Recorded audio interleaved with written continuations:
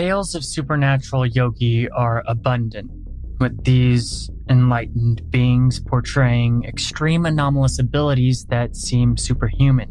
There are also tales of the Ascended Masters, Zen Masters, saints, psychics, lightworkers, Tibetan Buddhists, mystics, prophets, and occultists who all allegedly have anomalous superhuman abilities.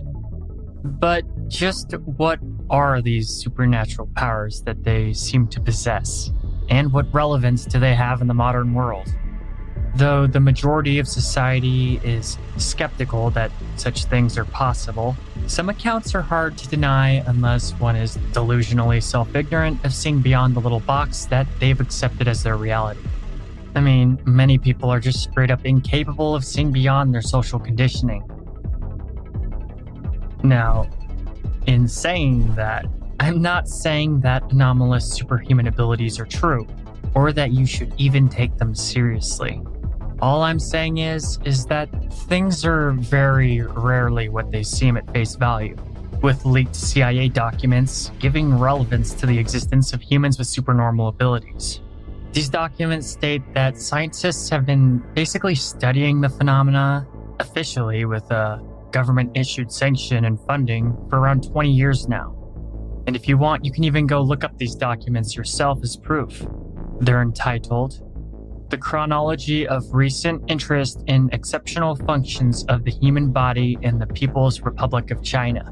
They were originally leaked, but now, thanks to the Freedom of Information Act, you can literally just go check these out at the CIA website. They revolve around the government's interest in China's experiments and research into parapsychology and anomalous events in general, I guess. However, I'm not trying to prove anything to anyone, more so give you an overview of what many consider to be real.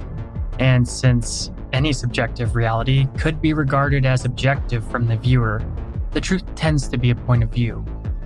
The following are many of the alleged abilities gained by 1% of the population through enlightenment, spiritual growth, psychic abilities, or gifted straight up from entities in the spirit realms. Through mental training, these sages have learned to have total control over the mind, body, and soul, as well as the very fabric of reality.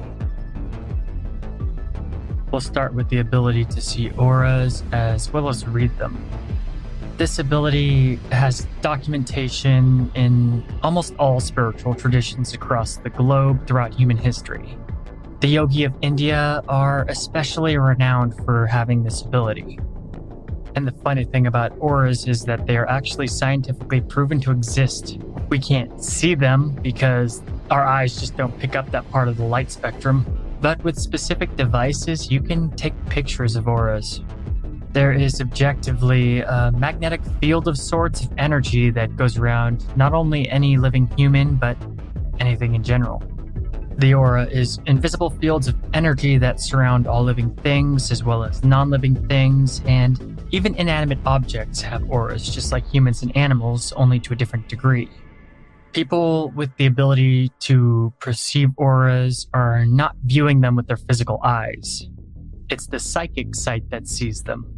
The light spectrum also shifts based on what energy is being generated in the aura.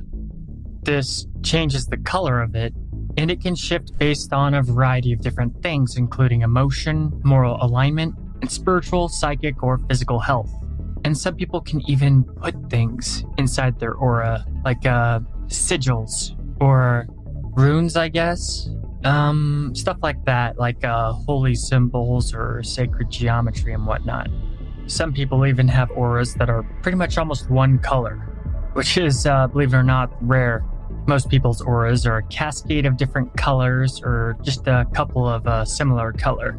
And the people who have like a more single color auras, they're usually somebody of very high spiritual standing. Like they can be special in some way, such as the white aura of Ascended Masters, or people selected by higher powers to perform deeds in assisting the development of humanity in their current incarnation. Like philosophers, mystics, saints, shamans, and old souls all often have white auras. In many traditions, The aura is also a representation of psychic and spiritual defense, because demons and spirits are only said to be able to possess or influence someone through holes in their aura. These areas can be penetrated by spiritual beings and, in a way, go inside the person on a spiritual level. Many entities are said to use holes in the aura to influence people, but it's also a guard against energies of other humans. Depending on how healthy an aura is, it can mean how influenced one is by others' emotions, and the psychic pushes and pulls from other humans that happens unconsciously all the time. Though there is an exception because light workers or empaths are said to purposely keep these doors open. But they do that on an unconscious level. It's just kind of who they are naturally. And there's an old saying that the majority of empaths aren't even aware that they're empaths. They just think the way that they feel is natural, when literally, statistically, nobody around them feels the same way or to the same extremes. Those with the ability to see auras witness the swirls of cascading energies change color based on mood, intention, or if someone is trying to lie or manipulate them or someone else. The aura also indicates if someone has bad or violent intentions. Anything of this nature can be viewed in an obvious manner by the aura reader, which makes them almost impossible to fool. The next anomalous ability is invisibility. And I know what you're thinking, but it's not that. The ability to become invisible is more so done by psychically blocking other people's minds from registering them than actually physically disappearing from sight. The accounts of ordinary people interacting with yogic masters are sprawling with unexplainable examples of them vanishing straight from thin air. And the odd thing about these accounts is that it didn't really matter if they had looked away briefly or they had been looking directly at the yogi and he just vanished. The Ascended Master Patanjali talks about the yogic ability to disappear in his Yoga Sutras, but it's also mentioned in many sacred Indian texts. If you're wondering what the Yoga Sutras are, they're basically just documents that describe all of the anomalous yogic abilities as well as the ways to obtain them. Sometimes when a yogi vanishes, it seems like they step out of space-time for a bit, only to reappear later at a completely different date and look unchanged. And such accounts have given birth to stories of yoga masters being able to appear in two different places at once to different groups of disciples. In the CD 321, it states that invisibility is the result of looking at the body intensely with the inner eye. The Sanskrit gives a rough insinuation, and I quote, "Invisibility is a suspension of the coarse or limited projection of the body," end quote. The yogis say that through energy manipulation, the body is surrounded by an etheric vapor, mirroring the light spectrum of the sun. That's an extension of the subtle energy body all humans possess that exists on the astral plane. The aura's existence, but lack of understanding, is because mainstream ordinary people are unaware of the vast limitations of the basic human sense organs.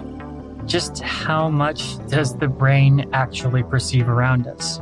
Up to 90% of what we see and hear is all filtered out from our conscious awareness. What if becoming invisible was just changing the frequency in which we vibrate on this plane of existence? Well, to yoga masters, it's a genuine possibility. Through concentrated meditation, the guru essentially makes the body imperceptible to the human eye. The collective unconscious of humanity can recognize the psychic signals of consciousness, but with a quiet, calmed mind through years of meditation, one can virtually become invisible to other subconscious radar. By stopping the energy of thoughts, the yoga master kind of gives themselves a psychic cloak. You know, there's a lot more to this, and it's a lot more esoteric, but it's too much to go into all at once, so this is my best summary of how to explain it without going too into detail. However, it's safe to say that the yogi of the East really believe that they have this mystic power, but they are not alone in claiming to have this anomalous human ability. There are also the mystery schools of the West that claim to be able to achieve it as well, such as the Rosicrucians they're in America, but they originated in Europe. They also claim to have the knowledge on how to achieve invisibility, which is a closely guarded occult secret.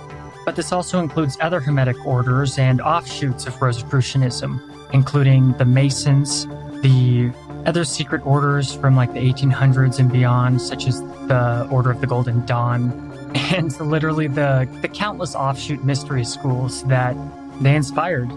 Not many people are aware that the West has a very deep and ancient, esoteric or metaphysical, like weird philosophical, I don't know how to explain it. America also has the ancient traditions like the yogi and other mystics throughout the world, and it's basically unique our own.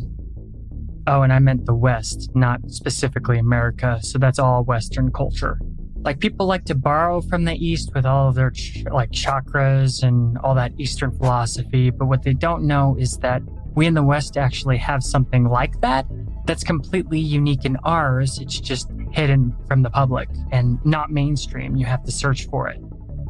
That was a really bad explanation, but you know me, I'm not trying to be clinical about things. Anyway, somebody that we've talked about before on the show, the notorious Aleister Crowley himself, also claimed to achieve invisibility. Crowley performed all of the esoteric rituals required to become invisible, and then he said that he walked down a busy street dressed in a completely ridiculous outfit, but nobody would pay him a second glance or even seem to notice him at all.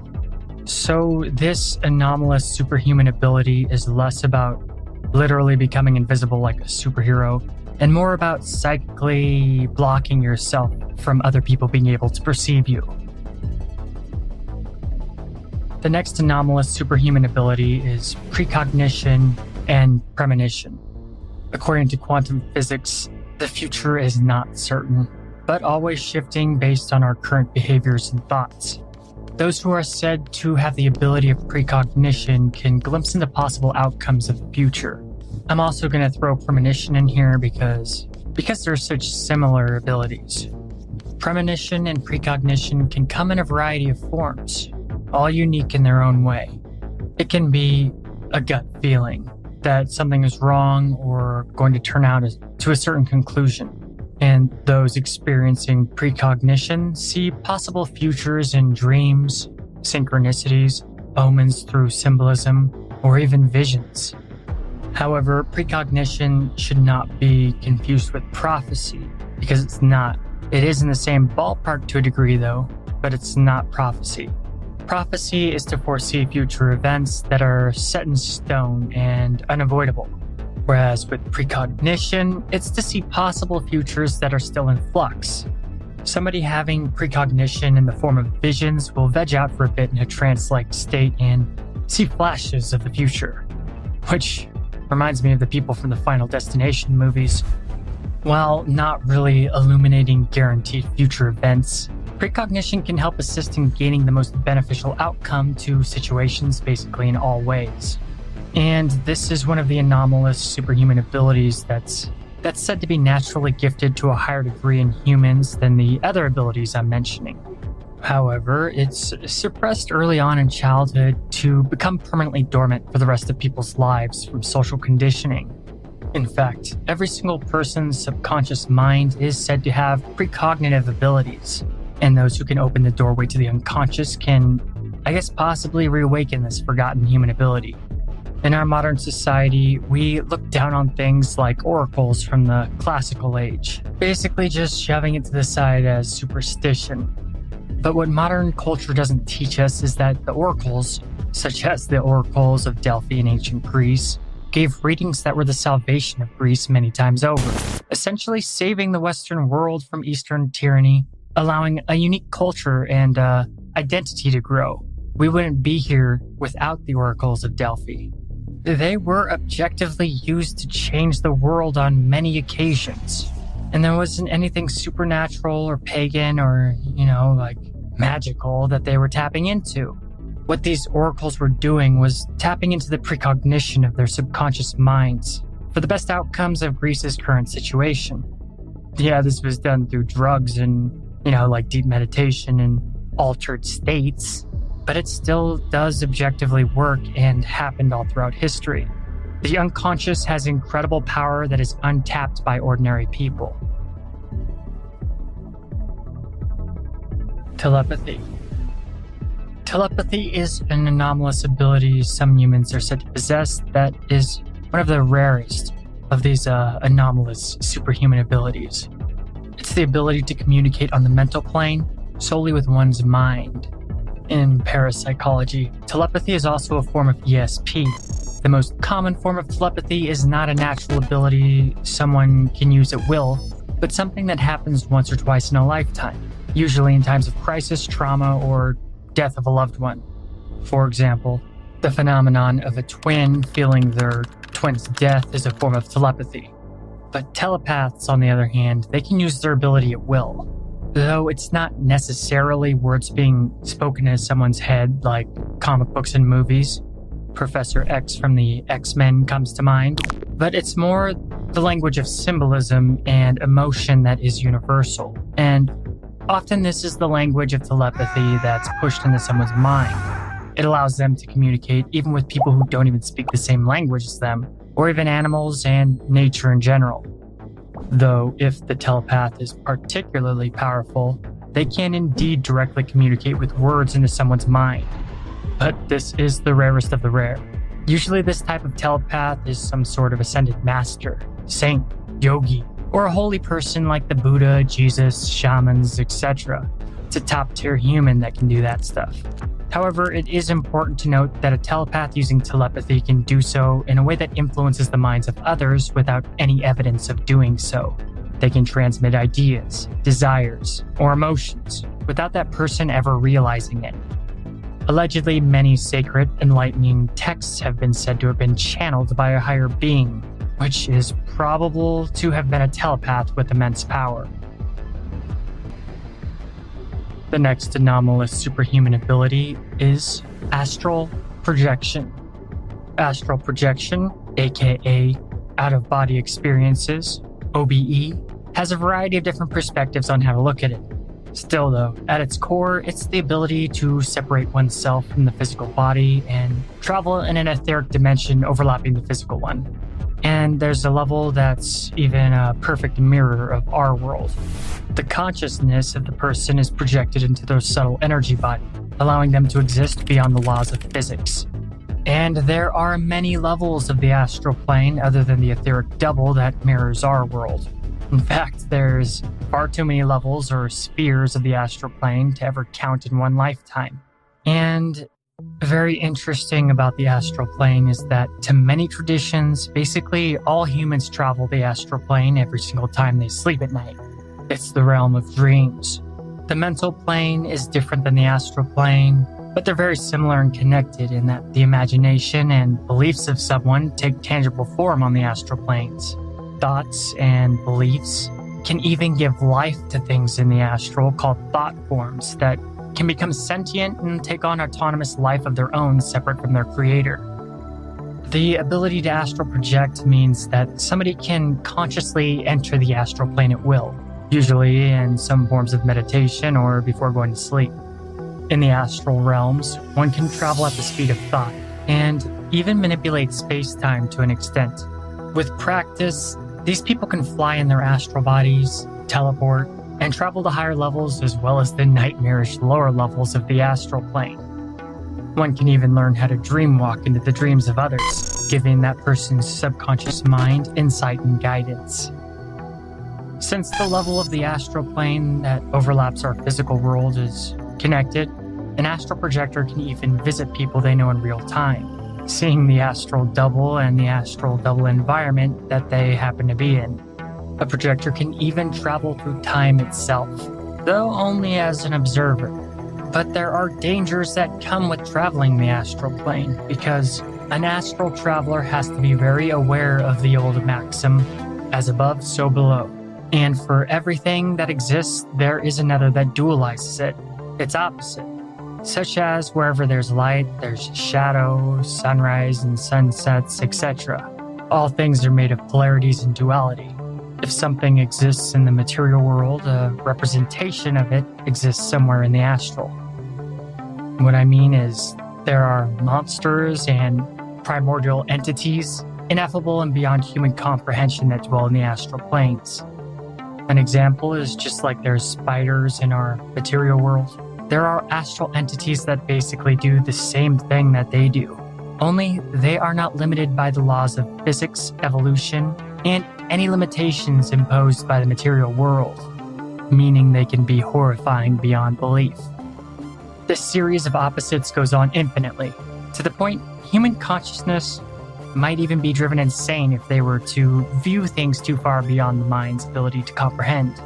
But basically all yogi, mystics, shamans, occultists, esotericists, and spiritually enlightened people have the ability to astral project intentionally and consciously.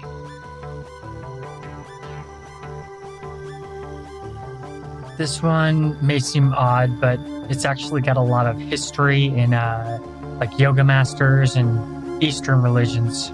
And it is the anomalous superhuman ability to teleport. It's a legendary yogi ability. There have been many tales of gurus appearing as if from nowhere, materializing out of thin air. Many yogi legends revolve around a great master who just appears out of nowhere to teach someone, or even a group of followers. A lot of times, it's a yogi whose presence is known to be extremely far away or even deceased. In the book Autobiography of a Yogi by Paramahansa Yogananda, the yogi goes into detail about an ascended master named Babaji. This highest level yogi has many supernatural accounts that surround him, with many of them having a vast host of witnesses. The great guru could not be contained by the physical plane and allegedly transcended life and death itself. The supernatural powers of Indian mystics are profound and powerful, making them basically nigh on gods to ordinary humans. Good thing that they're so enlightened and humble. The yogic ability of teleportation gives the guru the ability to enter all worlds. Well, at least from Hinduism. That includes Brahmaloka, the heavens, to the netherworlds, which is basically hell as we would think of it over here in the West. And the body moves where thought sends it, enabling the guru to travel far beyond the speed of light. But also everything in between will be open to the yoga master. Virtually all planes of existence are open to the yogi once they reach this state, and they can fold through all the layers of reality at will, since all matter is one and separation an illusion. The gurus can touch anywhere in space-time and walk through it like a doorway, because they have become one with the infinite and are no longer subject to the laws of the material universe.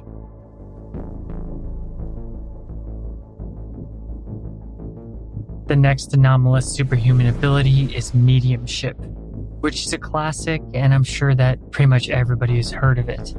People who become mediums can witness the astral double or subtle energy body of deceased humans, or the unseen forces of spiritual entities such as elementals, demons, and spirits of all natures invisible to human sense organs.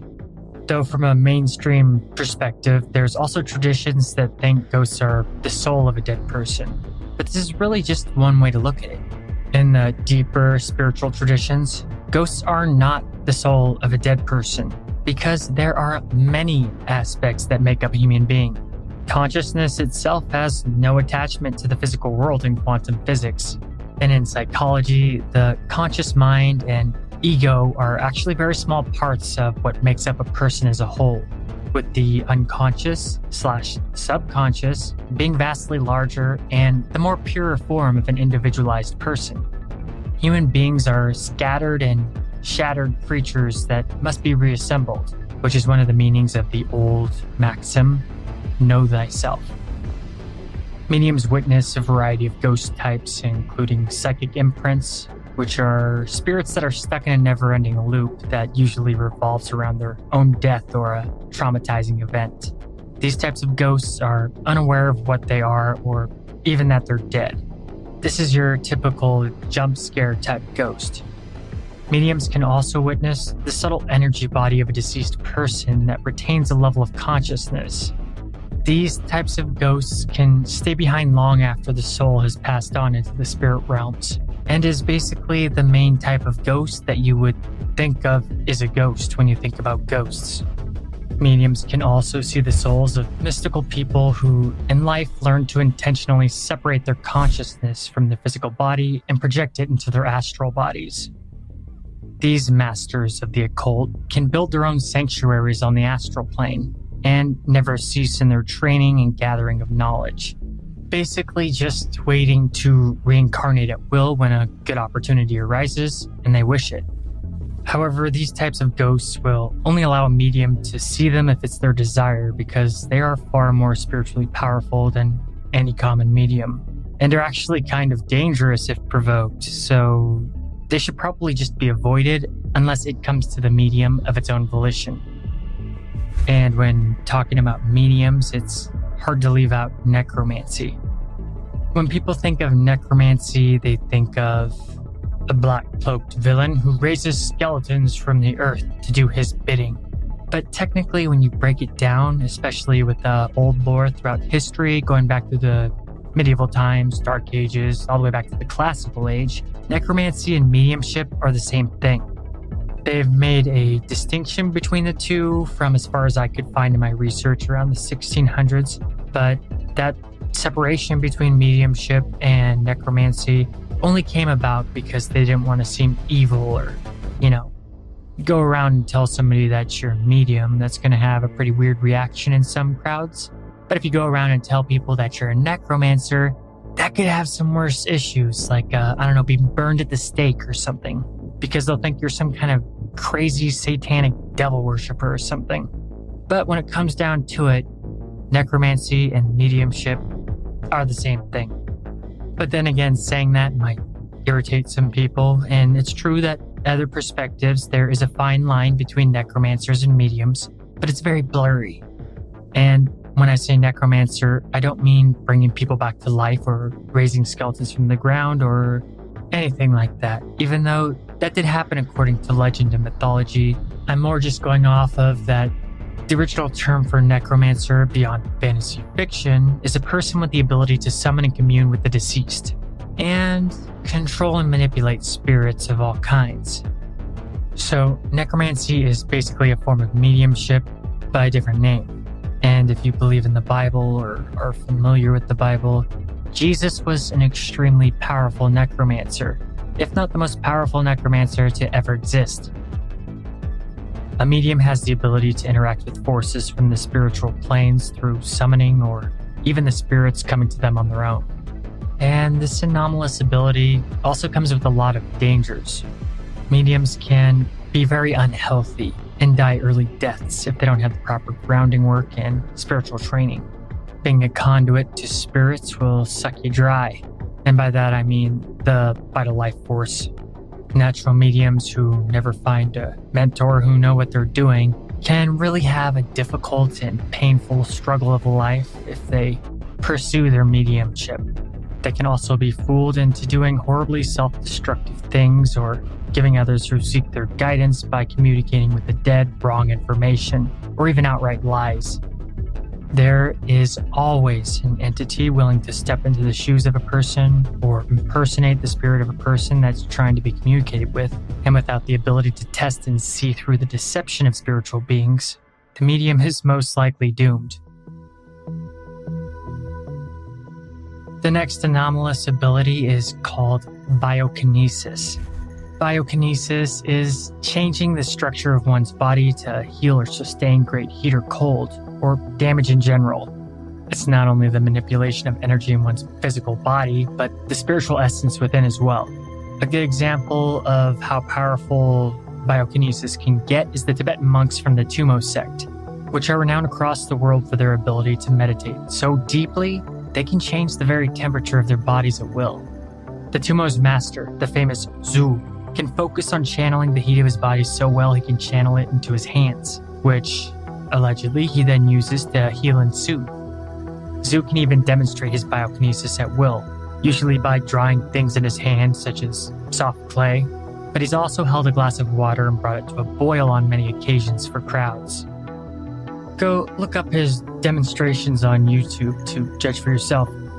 This has baffled scientists, but Zhu and the Tumo monks are not alone in their ability to perform biokinesis.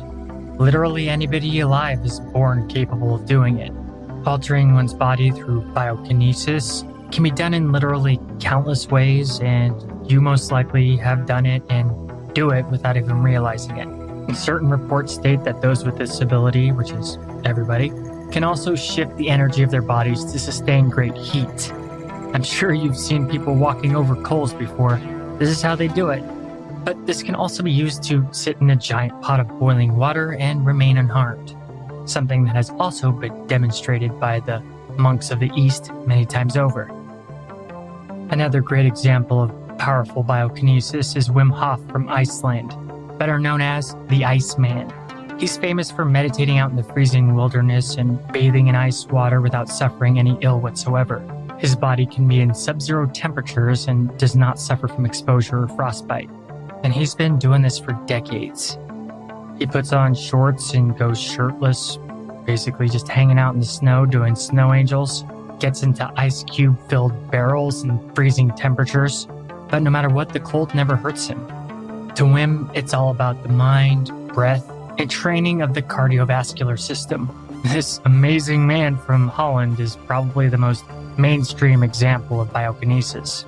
But like I've already said, everyday normal people are totally capable of biokinesis without even realizing it. If you've ever heard of a placebo or been tricked by a placebo, then you know what I'm talking about. They're usually sugar pills that are given to someone and the doctor tells them that it's a real pill that will cure whatever ailment they have. But in reality, it is just a plain old sugar pill with no medical properties whatsoever. However, somehow people get better anyway, and this is called the placebo effect. Astonishingly, the placebo effect has been scientifically proven to be almost on par with real medication. The mind is a powerful thing, and anyone is capable of biokinesis. Next up, we have a pretty iconic ability. This anomaly is classically attributed to the yogi of India or Buddhist monks of the highest caliber. And that is levitation. Those with the ability to levitate can bend space-time and defy the laws of physics to a degree. In the ancient Indian Vedas, there's an entire chapter dedicated to levitation. But sadly, the language is so old and the context kind of forgotten, it's impossible to translate it into the modern form of the Indian language. So many words may mean different things concerning levitation in the Vedas, basically based off of what translation is being used. Despite this, legend says that there are great masters who still know the secret to this famous ability. It's only normal, everyday people who have lost the ability to translate how to do it. But those who do know, keep it a very guarded secret and pass it on from one yogi to the next. And basically all of the highest level yoga masters and the ascended masters across the board have the ability to levitate. Though a regular spirit seeker that's out for enlightenment may tap into this and figure it out on their own, it's just much more rare. They just have to achieve enlightenment. The phenomenon of flying llamas has been witnessed by so many devout Buddhist monks and practitioners of Hinduism that it's eyebrow-raising. But many saints, too, were said to defy gravity and levitate off the ground according to the canon of Western culture, such as Saint Joseph of Cupertino, who was a Christian mystic that was pretty famous for flying through the air. In any case, though, only the most enlightened, devout, and holy can achieve the ability to levitate. Levitation is supposedly a physical manifestation of the malleability of reality, and an expression of the mental nature of all matter and the universe in general. Physics proves that physical matter that makes up the universe is 99% empty space, and all things are basically given form through different levels of vibration. Those that have the ability to levitate can break free from the laws of nature that impose limitations on the limitless. Even modern physics knows the energetic nature of matter, and that's mainstream science. So it seems that only the highest level yogis or ascended masters have mastered this reality to the extent that the laws of physics don't apply to them. There is no spoon. And that brings us to the final anomalous superhuman ability, and that is remote viewing. The psychic phenomenon of remote viewing has been taken very seriously by governments across the planet for many decades now. Essentially, it can be broken down to consciousness gaining information separate and independent from the physical body. In its early days of more mainstream study, it was called telethesia, or traveling clairvoyance. It has also been called anomalous cognition and second sight. But remote viewing is actually a mixture of a bunch of different psychic abilities working together, such as the already mentioned astral projection, but also extrasensory perception, clairvoyance, and telepathy to a degree. A remote viewer can see things even if they're not physically there. They can also get psychic imprints on items and go to locations completely beyond their knowledge based off of energy they read alone. They can watch people on the other side of the world, listen to conversations, or even see information within sealed documents. One of the most fascinating things about remote viewing is that it's been used by many intelligence agencies, including the US government, CIA, as well as the Russians and Chinese, you name it. There was pretty much a little mini psychic Russian war back when the Russians were doing their own psychic experiments many decades ago. And it's even been made into a movie about the research into the early remote viewing and other paranormal abilities by the US government.